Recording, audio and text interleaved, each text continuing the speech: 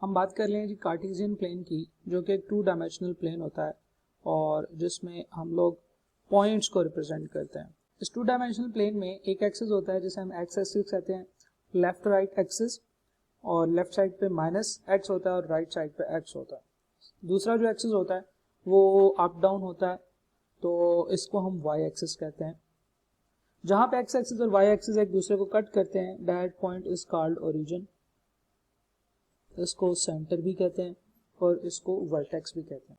Cartesian plane के अंदर जितने भी पॉइंट्स होते हैं, उन सब पॉइंट्स के जो एड्रेसेस होते हैं या उन सब पॉइंट्स को जो लोकेट करने के लिए उनके जो लोकेटर्स होते हैं वो 2 पार्ट्स पे मुश्तमिल होते हैं। क्योंकि कार्टेशियन प्लेन 2 डायमेंशनल होता है, इसलिए हम देखते हैं कि वो पॉइंट x एक्सिस से कितने फासले पर है, वो हम उसकी x रीडिंग कहते हैं, उसे हम x कंपोनेंट भी कहते हैं। फिर हम ये देखते हैं कि वो पॉइंट y एक्सिस से कितने फासले पर है। जब उसे y एक्सिस पे गिराते हैं तो कितनी रीडिंग आती है, that will be called y component. तो x कंपोनेंट ये होगा कि हम उस पॉइंट को x एक्सिस पे गिराते हैं तो जो x एक्सिस पे रीडिंग आती है दैट इज x कंपोनेंट, और जब हम उस पॉइंट को y एक्सिस पे गिराते हैं तो जो y एक्सिस पे रीडिंग आती है that is called y component. तो इस तरह से इस पॉइंट का एड्रेस निकलता है। कार्टेशियन प्लेन से जब x एक्सिस और y एक्सिस आते हैं तो वो इसको 4 पार्ट्स में डिवाइड करते हैं। हर पार्ट को क्वाड्रेंट कहते हैं। फर्स्ट क्वाड्रेंट, फिर हम एंटी क्लॉकवाइज चलते हैं तो हमारे पास सेकंड क्वाड्रेंट आता है, फिर उसके बाद थर्ड क्वाड्रेंट, और ये हमारा क्वाड्रेंट ये फोर्थ क्वाड्रेंट होता है। नॉर्मली इनको रोमन नंबर्स से रिप्रेजेंट किया जाता है। पॉइंट या तो एक क्वाड्रेंट पे फॉल कर रहा होता है या एक्स एक्सिस या वाई एक्सिस में से किसी एक एक्सिस पे फॉल कर रहा होता है।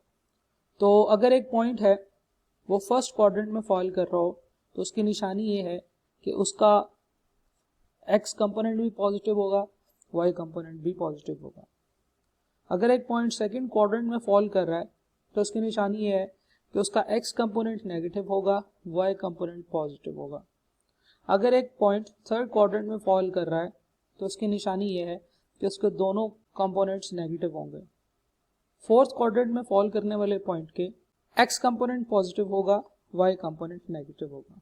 अगर एक पॉइंट एक्स एक्सिस पे फॉल कर रहा है कि वो पॉइंट कुछ इस तरह से होगा, यहाँ पे कुछ भी लिखा हो सकता है। और अगर एक पॉइंट वाई एक्सिस पे फॉल कर रहा है तो हमें पता है कि उसका एक्स कंपोनेंट 0 होगा और y कंपोनेंट इसका कुछ भी हो सकता है। तो ये इसकी निशानी है जी कि पॉइंट अगर किसी जगह पे फॉल कर रहा है तो उसकी निशानियां क्या क्या हो सकती है।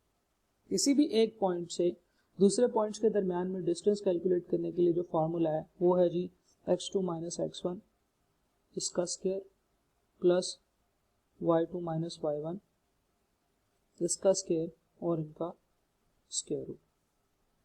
फिर हमने बात की कि एक पॉइंट से बहुत सारी लाइंस गुजरती हैं, लेकिन अगर हमारे पास 2 गिवन पॉइंट्स हों तो इन 2 गिवन पॉइंट्स में से सिर्फ एक ही लाइन गुजर सकती है, और ये जो लाइन होती है इसके ऊपर और भी हो सकता है बहुत सारे पॉइंट्स हों।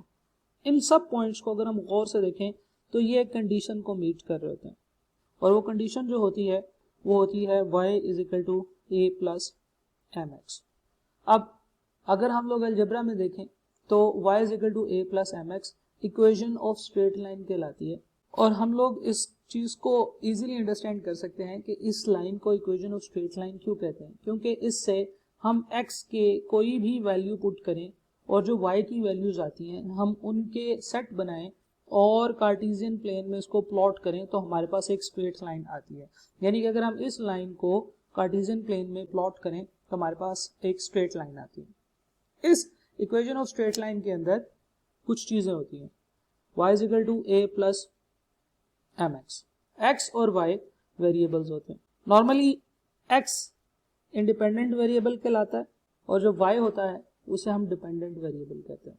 और ये जो रिलेशनशिप है ये इन दोनों के दरमियान में एक स्ट्रेट लाइन रिलेशनशिप या सिंपल रिलेशनशिप कहलाता है, लीनियर रिलेशनशिप कहलाता है। इस लीनियर रिलेशनशिप में हमारे पास एक कांस्टेंट वैल्यू होती है जिसे हम a कहते हैं। ठीक है जी, x और y ये 2 वेरिएबल्स होते हैं, a हमारे पास कांस्टेंट होता है। कांस्टेंट का मतलब ये है कि x और y की जो मर्जी वैल्यूज पुट कर लें ये सेम रहेगा, इसमें चेंज नहीं आएगा। इसे हम कहते हैं कि ये y इंटरसेप्ट है। ठीक है जी, it is the value of y when x is equal to 0, right. Okay जी, इसी तरह से हमारे पास एक और फिक्स वैल्यू होती है जिसे हम m कहते हैं। m स्टैंड्स फॉर स्लोप, इसे ग्रेडियंट भी कहते हैं, इसे रेट ऑफ चेंज भी कहते हैं। और अगर हम इसके एग्जैक्ट कॉन्सेप्ट को समझने की कोशिश करें तो ये होता है change in y due to increase of 1 unit in x। m बताता है कि डिपेंडेंट और इंडिपेंडेंट वेरिएबल के दरमियान में रिलेशनशिप क्या है।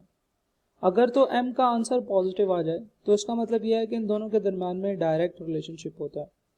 अगर m का आंसर नेगेटिव आ जाए तो इसका मतलब ये होता है कि इन दोनों के दरमियान में इनवर्स रिलेशनशिप है, राइट। अगर m पॉजिटिव है तो हम लोग जब शेप बनाएंगे तो हमारे पास एक इंक्रीजिंग ट्रेंड वाली शेप आएगी। तो इसका मतलब ये है कि जैसे जैसे हम लोग लेफ्ट से राइट पढ़ेंगे हमारा जो शेप है उसमें इंक्रीज आता चला जाएगा। लेकिन अगर m नेगेटिव हो तो इस केस में हमारी जो शेप बनेगी वो डिक्रीजिंग ट्रेंड के साथ इस तरह से नीचे को जाती हुई बनेगी।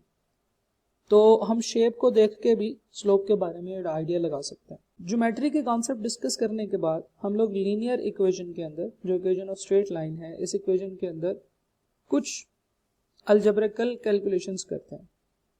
फॉर एग्जांपल, अगर हमें कुछ इंफॉर्मेशन दी जाए और हमसे ये स्ट्रेट लाइन कैलकुलेट करने के लिए कहा जाए तो इस केस में हम लोग कुछ फॉर्मूलाज को यूज करते हैं।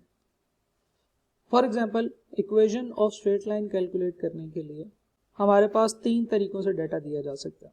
अगर हमें 2 पॉइंट्स दिए गए हों और हमसे ये कहा जाए कि इक्वेशन ऑफ स्ट्रेट लाइन बनाएं तो उसके लिए जो फॉर्मूला होता है वो होता है y minus y1 divided by x minus x1 is equal to y2 minus y1 divided by x2 minus x1।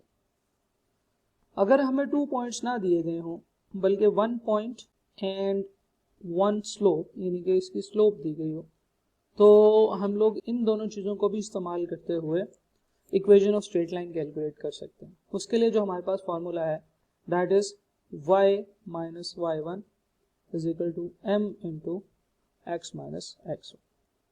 इसी तरह अगर हमें 2 इंटरसेप्ट्स दिए गए हों और हमसे ये कहा जाए कि equation of straight line calculate करें तो उसके लिए फार्मूला है x over x intercept plus y over y intercept is equal to 1। Equation of straight line की कैलकुलेशन के साथ साथ हमसे एग्जामिनर स्लोप की कैलकुलेशन भी करवा सकता है। तो अगर स्लोप की कैलकुलेशन करनी है तो एक तरीका तो ये है कि आपको 2 पॉइंट्स दिए गए हों या 2 इंटरसेप्ट्स दिए गए हों, आप फॉर्मूला में पुट करें, इक्वेशन ऑफ स्ट्रेट लाइन बनाएं, तो वहां पे जब हम उसे स्टैंडर्ड फॉर्म में कन्वर्ट करेंगे, स्टैंडर्ड फॉर्म क्या होती है जी? स्टैंडर्ड फॉर्म होती है y is equal to a plus mx।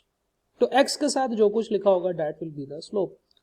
However, हम लोग एक क्विक तरीके से भी स्लोप कैलकुलेट कर सकते हैं। फर्ज करेंगे अगर आपको 2 पॉइंट्स दिए गए हों और आपसे स्लोप कैलकुलेट करने के लिए कहा जाए तो हम m is equal to y2 minus y1 divided by x2 minus x1।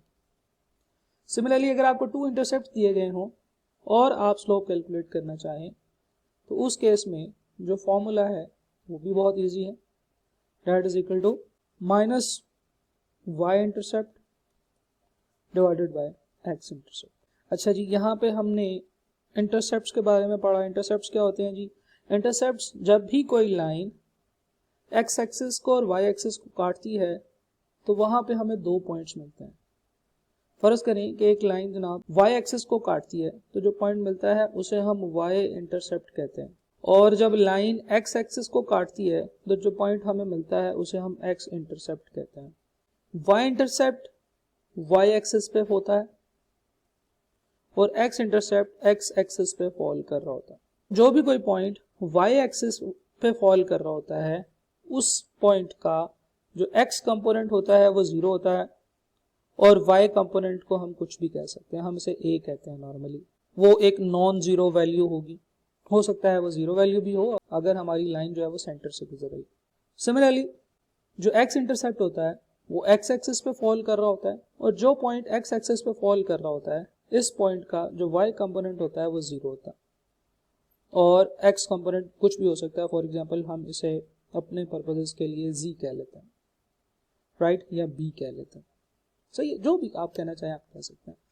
Similarly हमारे पास अगर एक लाइन ऐसी हो जो सेंटर से गुजर रही है तो इस केस में हमने कहा था कि ये एक ऐसी लाइन है, इसका मैं कलर चेंज करता हूँ, ये एक ऐसी लाइन है जो जिस पॉइंट पे एक्स एक्सिस को काट रही है ये उसी पॉइंट पे वाई एक्सिस को काट रही है।